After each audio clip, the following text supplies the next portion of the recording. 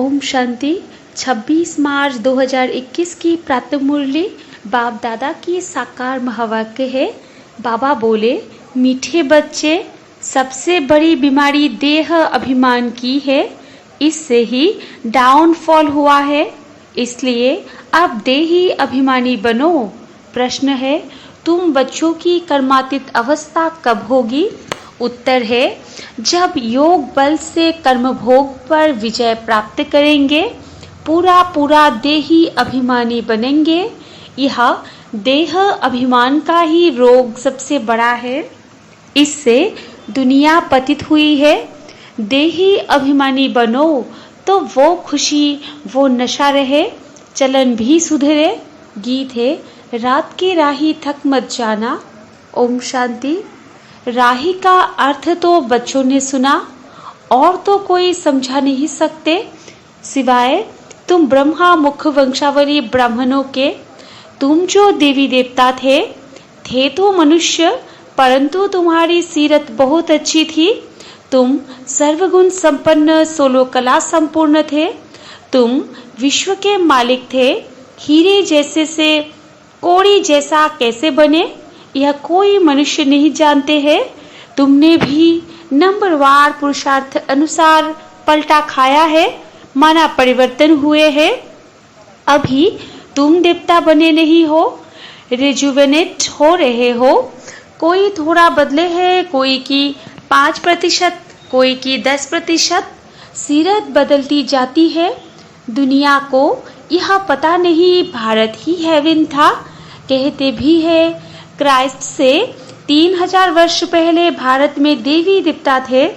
उनमें ऐसे गुण थे जो उन्हों को भगवान भगवती कहते थे। अभी तो वो गुण है नहीं, मनुष्य की समझ में नहीं आता। भारत जो इतना साहूकार था, उनका फिर डाउनफॉल कैसे हुआ, वो भी बाप ही बैठ समझाते हैं। तुम भी समझा सकते हो। जिनकी सूरत सुधरी है, बाप कहते हैं, बच्चे तुम देवी देवता थे तो आत्म अभिमानी थे। फिर जब रावण राज्य शुरू हुआ तो देह अभिमानी बन पड़े हो।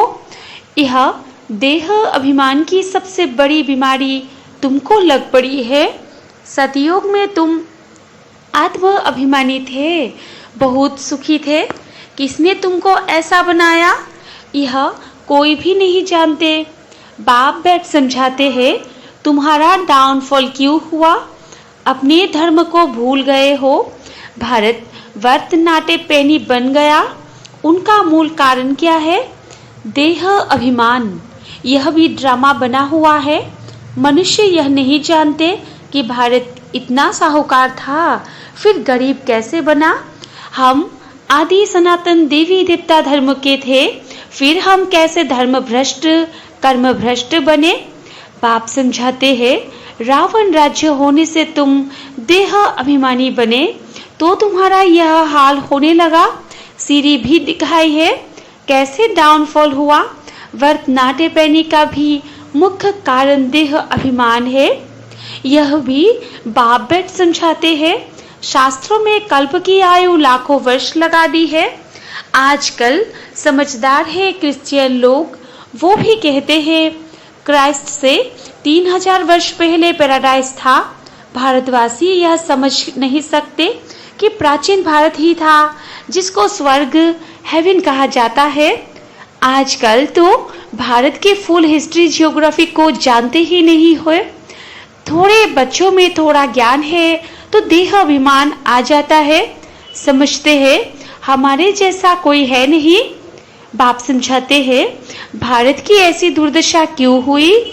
बापू गांधी भी कहते थे, पतित पावन आओ, आकर राम राज्य स्थापन करो। आत्मा को जरूर कभी बाप से सुख मिला है तो पतित पावन को याद करते हैं। बाप समझाते हैं, हमारे बच्चे जो शूद्र से बदल ब्राह्मण बनते हैं, वो भी पूरा देही अभिमानी नहीं बनते हैं। घड़ी घड़ी देह अभिमान में आ जाते हैं। यह है सबसे पुराना रोग जिससे यह हाल हुआ है। देही अभिमानी बनने में बड़ी मेहनत है।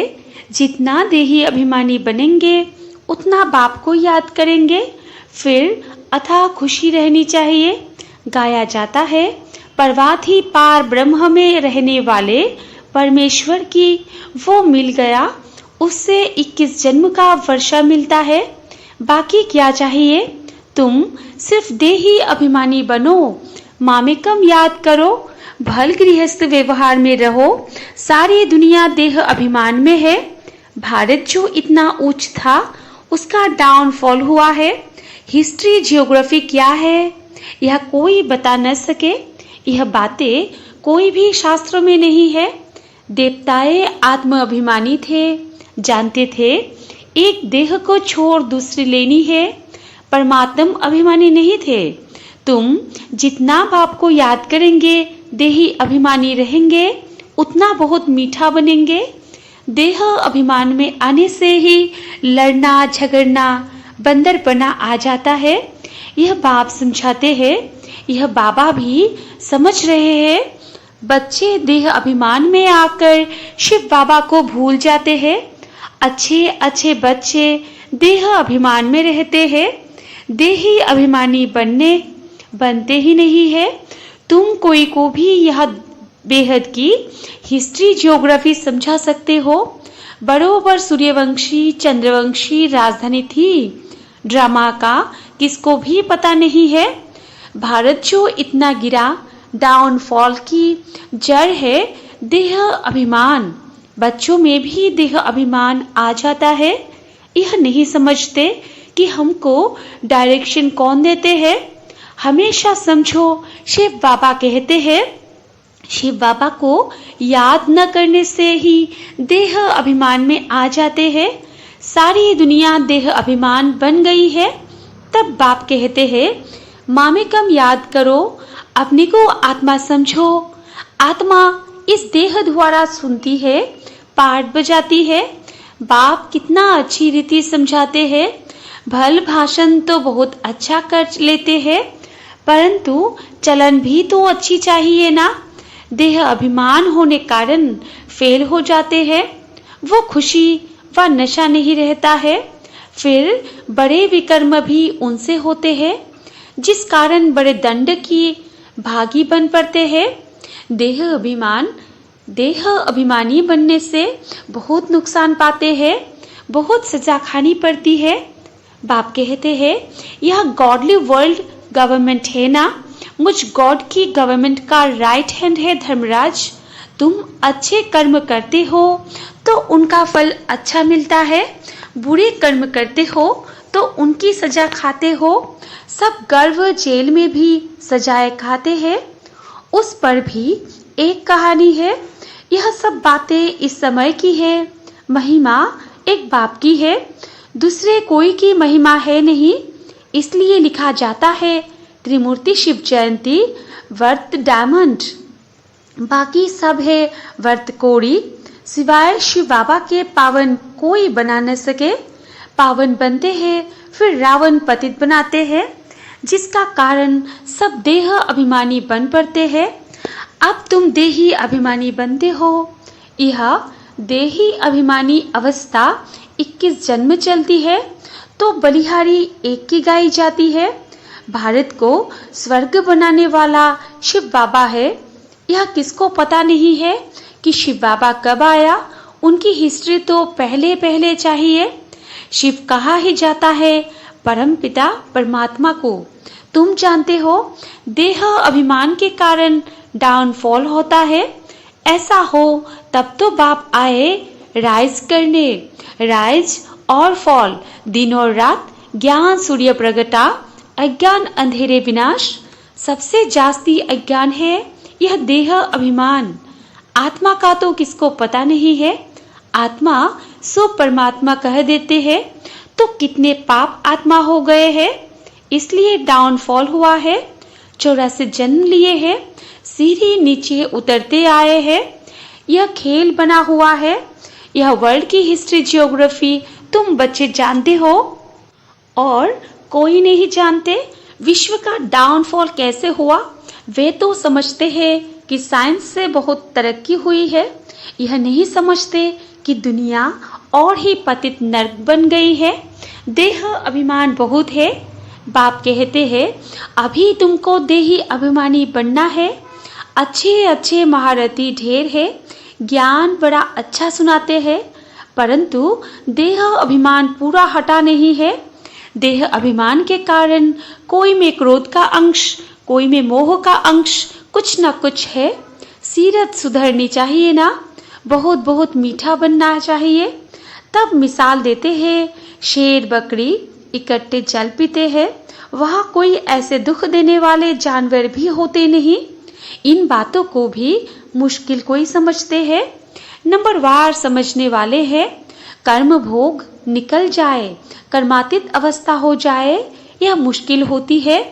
बहुत देह अभिमान में आते हैं, पता नहीं पड़ता है हमको यह मत कौन देते हैं, श्रीमत श्री कृष्ण के द्वारा कैसे मिलेगी। शिव बाबा कहते हैं इनके बिगड़ श्रीमत कैसे दूंगा। स्थायी रथ हमारा यह है। देह अभिमान में आकर उल्टे सुलटे कार्य करके मुफ्त अपनी बर्बादी मत करो, नहीं तो नतीजा क्या होगा, बहुत कम पद पाएंगे। पढ़े के आगे अनपढ़े भरी डोएंगे। बहुत कहते हैं भारत की हिस्ट्री ज्योग्राफी जो फुल होनी चाहिए सो नहीं है, तो उनको समझाना पड़े। तुम्हारे सिवाय तो कोई समझा न सके, परंतु देही अभिमानी स्थिति चाहिए, वही उच्च पद पा सकते हैं। अभी तो कर्मातीत अवस्था किसकी हुई नहीं है।